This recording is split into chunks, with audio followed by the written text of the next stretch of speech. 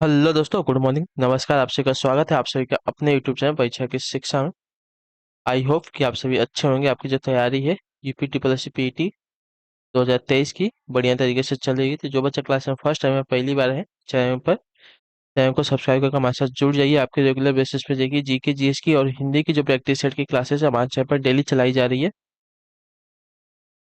तो सुबह 11 बजे जो आपको जीके जीएस की प्रैक्टिस सेट की क्लास और शाम को जो 7 बजे आपको हिंदी की प्रैक्टिस सेट की क्लास डेली देखने को मिलती है हमारे चैनल पर।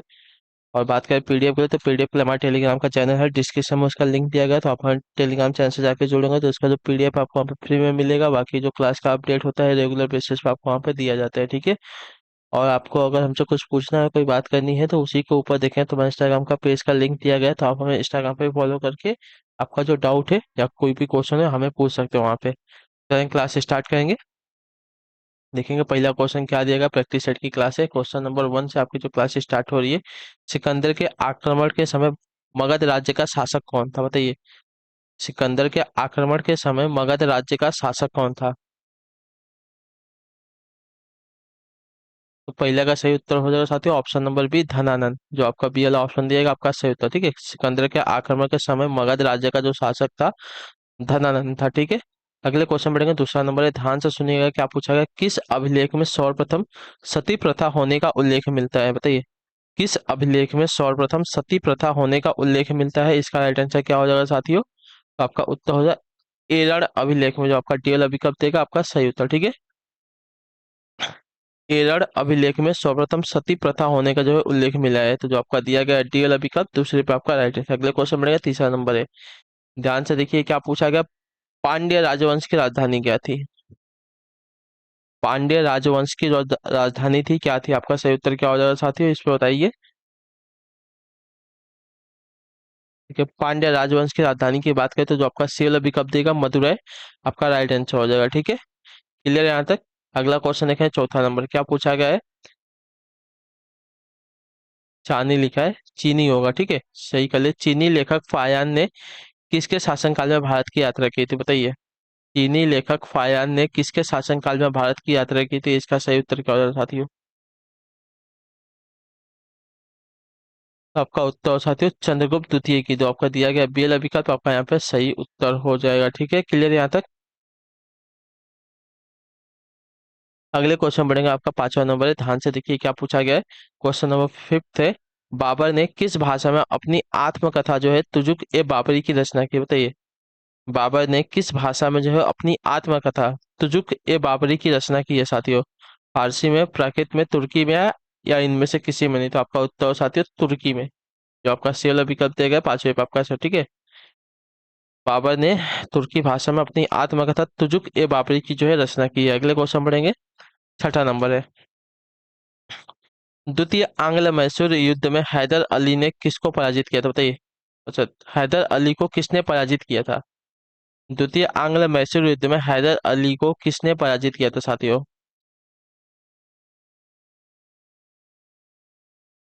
बताइए तो इसका सही उत्तर क्या हो जाएगा। तो देखिए वॉरेन हेस्टिंग ने। जो आपका दिया गया डी वाला विकल्प आपका राइट आंसर हो जाएगा। द्वितीय आंग्ल मैसूर युद्ध में हैदर अली को जो है वॉरेन हेस्टिंग ने पराजित किया था। तो जो आपका डी वाला ऑप्शन दिया गया आपका यहाँ पे सही उत्तर हो जाएगा। अगले क्वेश्चन बढ़ेगा, ध्यान से देखिएगा, सुमिलित करना है। सातवां नंबर है, ठीक।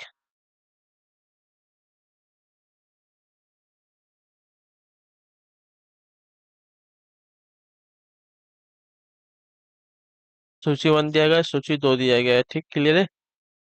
चलिए,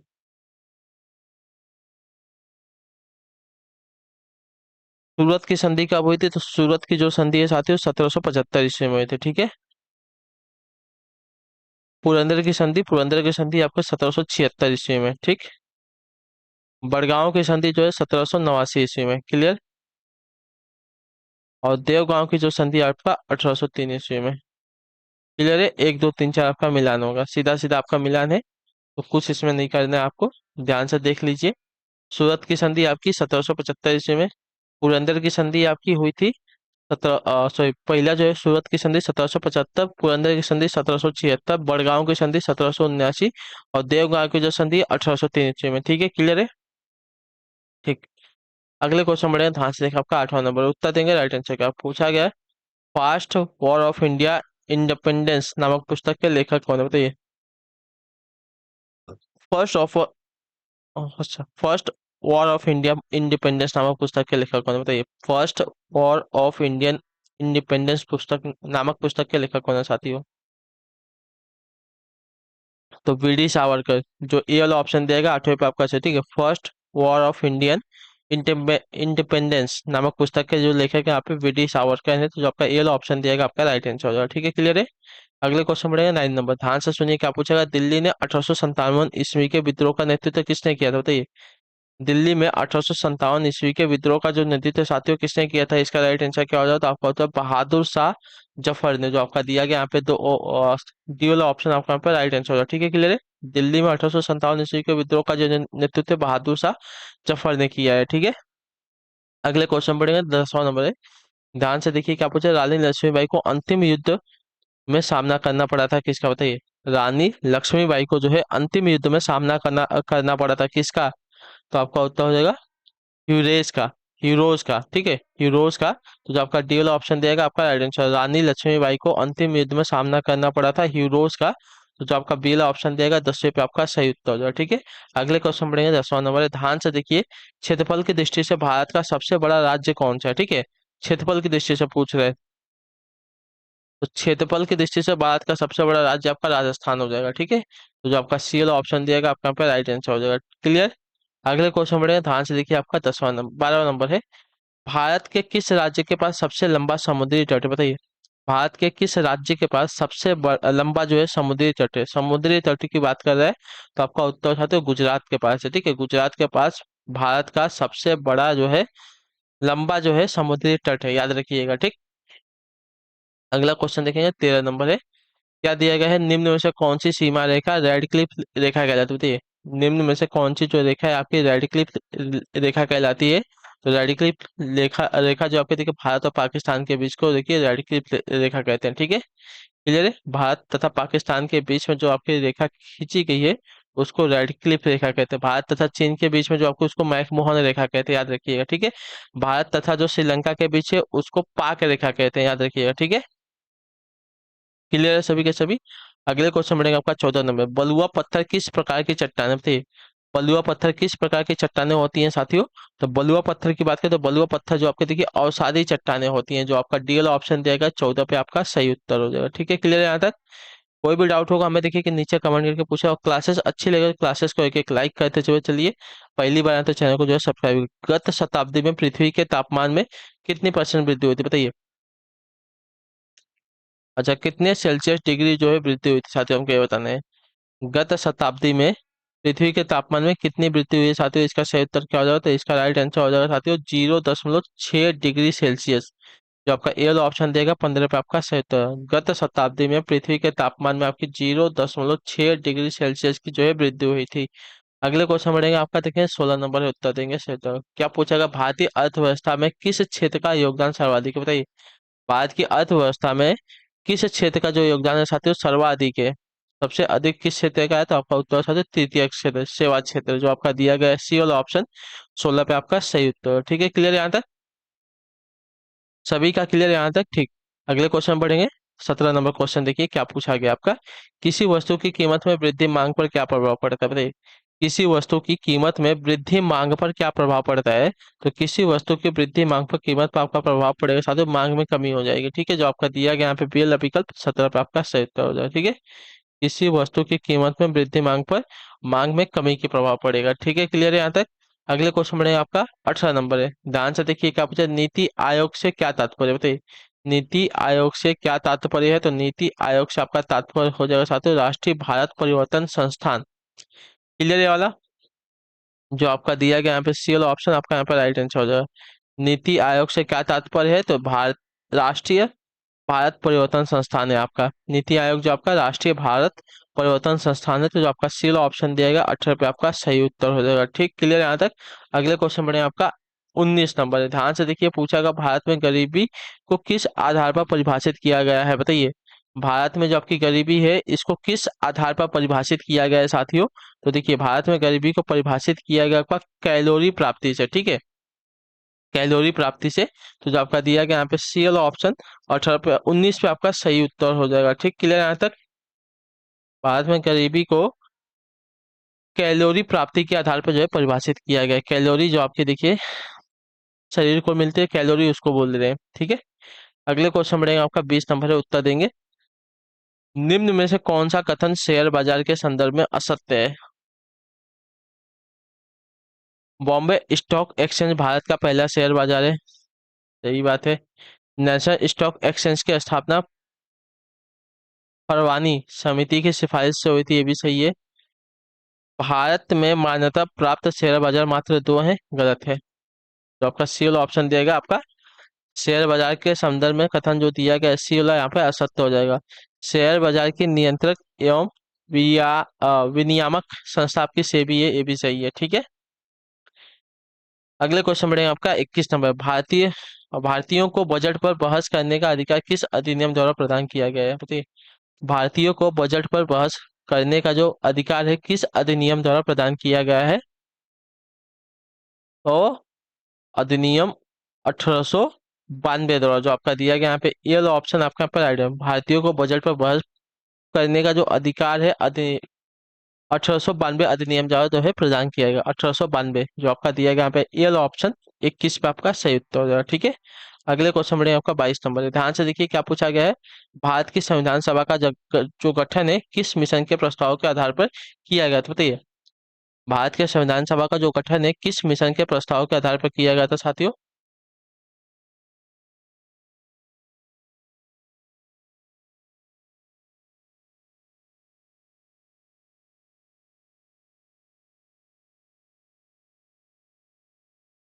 जल्दी जल्दी बताइए, इसका सही उत्तर क्या हो जाएगा?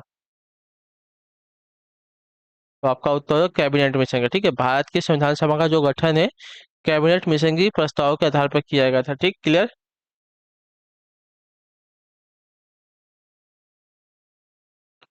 अगले क्वेश्चन बढ़ेंगे आपका, देखेंगे 22 नंबर है। मौलिक अधिकारों में संशोधन की शक्ति किसे प्राप्त होती है?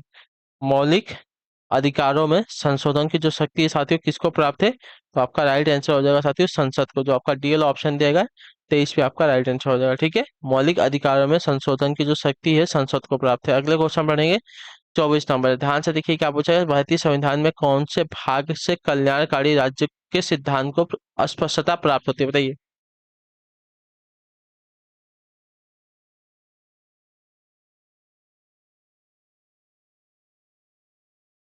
भारतीय संविधान के कौन से भाग से जो है कल्याणकारी राज्य के सिद्धांत को स्पष्टता प्राप्त होती है साथियों? 24 पे सही उत्तर क्या हो जाएगा? तो आपका हो जाएगा नीति निर्देशक तत्वों से, जो आपका दिया गया यहाँ पे सीएल ऑप्शन 25 पे आपका, सॉरी 24 पे आपका राइट आंसर हो जाएगा। ठीक है, क्लियर है यहाँ तक?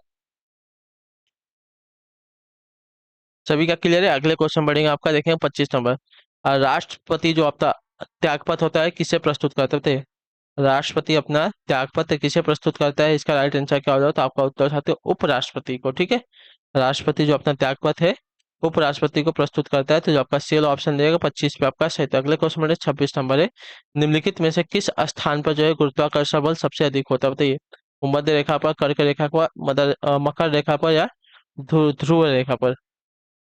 तो आपका उत्तर साथियों ध्रुव रेखा पर। ठीक है, ध्रुव रेखा पर जो आपका गुरुत्वाकर्षण बल होता है साथियों सबसे अधिक होता है, याद रखिएगा। तो जो आपका डीएल ऑप्शन देगा 26 पे आपका सही। तो अगले क्वेश्चन में 27 नंबर है। पृथ्वी के केंद्र पर किस वस्तु का द्रव्यमान होगा? बताइए, पृथ्वी के केंद्र पर किसी वस्तु का द्रव्यमान क्या होगा? सतह से कम होगा, स्थिर होगा, सतह से अधिक होगा, शून्य होगा, क्या होगा? तो देखिए आपका हो जाएगा साथियों सतह से अधिक। ठीक है, जो आपका दिया गया सी वाला ऑप्शन सही। तो पृथ्वी के केंद्र पर किसी वस्तु का जो द्रव्यमान है सतह से अधिक होता है।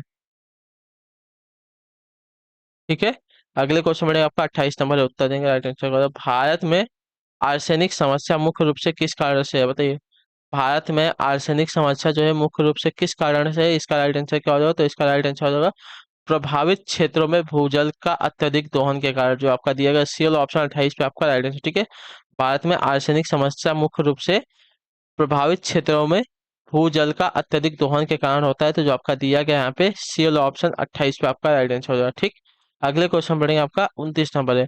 सिरके का रासायनिक नाम क्या होता है? बताइए, सिरके का रासायनिक नाम क्या होता है? सिरके का रासायनिक नाम आपका देखिए एसिटिक अम्ल होता है। एसिटिक अम्ल जो आपका दिया गया है बीएल अभी कब एसिटिक अम्ल आपका यहाँ पे राइट आंसर हो जाएगा। ठीक, आखिरी क्वेश्चन है, ध्यान से देखिए।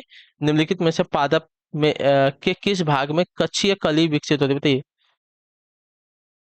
निम्नलिखित में से पादप के किस भाग में कक्षीय कली विकसित होती है? तो आपका उत्तर हो जाएगा साथियों आपकी शाखा में, जो आपका दिया गया सी वाला ऑप्शन 30 पे आपका राइट आंसर। शाखा में जो आपके देखिए कच्ची कली का विकास होता है, याद रखिएगा, ठीक। तो इसी के साथ जो आपकी क्लास है साथियों आज की यहीं पे जीके जीएस की कंप्लीट होती है। आई होप कि आपको जो क्लास है अच्छी लगी है। अच्छी लगी हो तो क्लास को लाइक, चैनल पर पहली बार तो चैनल को जो है सब्सक्राइब कर दीजिएगा, ठीक। बाकी हमें कमेंट करके बताइएगा आपको जो है क्लास कैसी लगी। हम आपसे मिलते हैं आपकी अगली क्लास में, तब तक के लिए टाटा बाय बाय, जय हिंद जय भारत। आपसे क्लास से जुड़ने के लिए बहुत बहुत ही धन्यवाद साथियों।